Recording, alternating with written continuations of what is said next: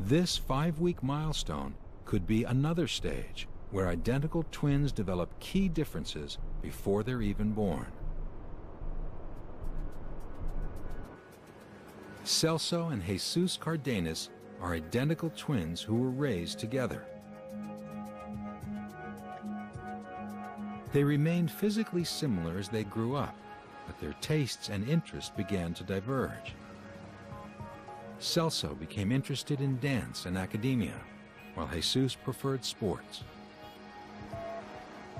The most surprising difference between the two brothers is that Celso, wearing black, is gay. The differing sexual orientation of identical twins allows us to investigate one of science's most controversial questions. Are people born gay?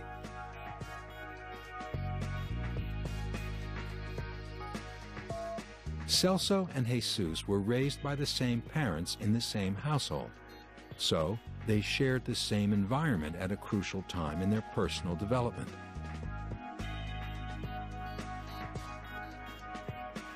In the general population, the chance of someone being gay is less than 5%, unless you have a gay twin. Then the chances are much higher. If you are fraternal, sharing half your genes, there's nearly a 25% chance that you will also be gay. If you are identical, sharing all your genes, there's about a 50% chance you will also be gay.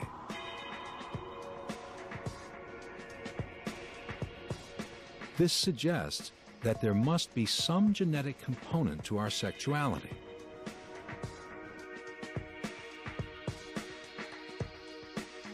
But it can't all be up to genes. Otherwise, every identical pair would either be both gay or both straight. Some other factor must be at play.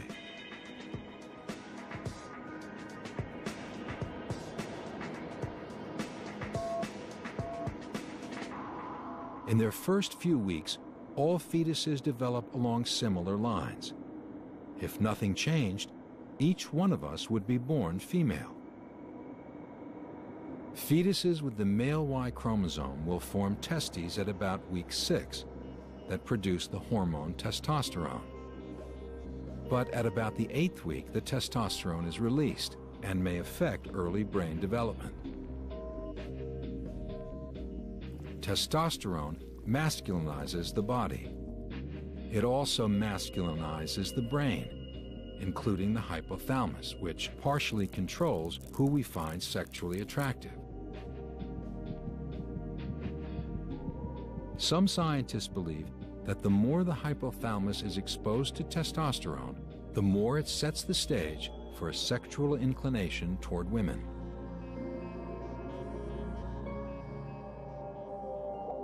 Occasionally, a male fetus doesn't produce sufficient testosterone, or its brain doesn't absorb enough to shape it along heterosexual lines. If this theory is correct, then it may be that Celso absorbed enough testosterone to masculinize his body, but not enough to fully differentiate his brain. As a result, he was left with a desire for men.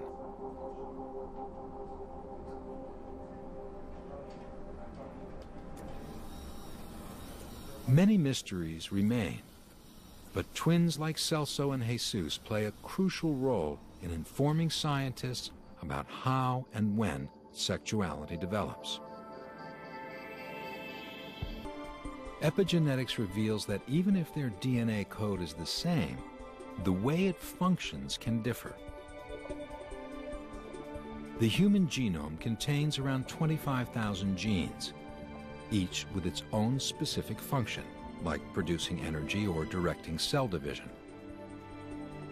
Now, geneticists are investigating a previously unknown aspect of the genome called the epigenome. A series of chemicals that act like switches are capable of activating or deactivating individual genes. One of these switches works by a process called DNA methylation. Enzymes inside a cell attach a minuscule molecular compound, a methyl group, to a gene. This compound can deactivate or at times activate the gene, but the gene itself remains. The cell's DNA profile is unchanged. The activation and deactivation of genes during early development could explain many twists of fate that affect us all. Why one person is struck by disease and another is spared. Epigenetics may also play a significant role in determining sexuality. If sexual preference is associated with an unidentified gene, it may be that the epigenetic suppression or activation of this gene dictates sexual preference.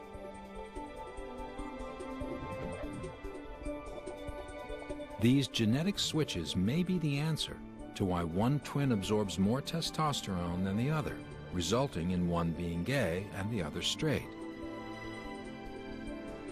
It's becoming clear that our health, personality, tastes, and even appearance aren't the product of our genes or our environment, but that nature and nurture are inextricably bound, with epigenetics the biological link between the two.